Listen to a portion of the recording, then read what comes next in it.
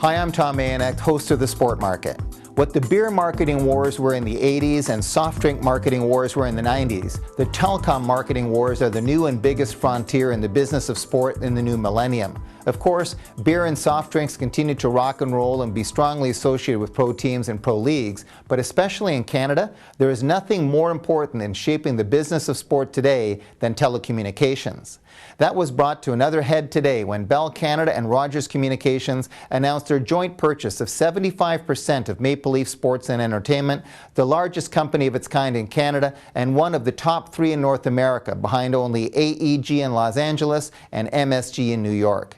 The deal is an absolute mind-blower at so many levels. It is, as far as the two telecoms are concerned, and I quote, the perfect marriage of content and distribution. The positives for MLSE and its franchises, the Toronto Maple Leafs of the NHL, NBA Raptors, MLS Toronto FC, and AHL Marlies, are that they're owned by the country's two largest telecom giants. That gives the teams under the MLSE banner unparalleled platforms on which to market themselves to fans and on television, computers, and mobile devices. The advantage of strength and scope provided by having not one but two juggernauts on side as equity partners is also the wild card to watch. How the two elephants in the room cooperate on their MLSE venture will be fascinating given how fiercely they're competing elsewhere. This is not the joint bid to televise FIFA World Cups in Canada or the joint consortium bid to broadcast Vancouver 2010 and London 2012. It's at another level altogether. The other business machination to watch is how they cooperate as co-majority owners. That model has failed more often than it has succeeded compared to clear governance control as provided by one majority owner or controlling partner.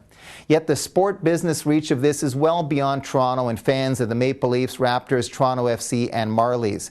How will it affect Bell's interest in the Montreal Canadiens and naming rights at the Bell Centre? How will it shape what Rogers does in its marketing and broadcast deals with the Vancouver Canucks and Rogers Arena? How does it affect the TELUS strategy as the next biggest player in Canadian telecom? Of course, approvals by the various leagues and regulatory approval by the Competition Bureau and possibly even the CRTC are still to come.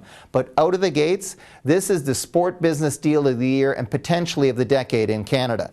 The point is that it affects much more than MLSE and its teams. It affects fans from across Canada, and its implications will be felt for years to come as telecom takes hold of the business of sport. The question coming out of today simply has to be, what happens next?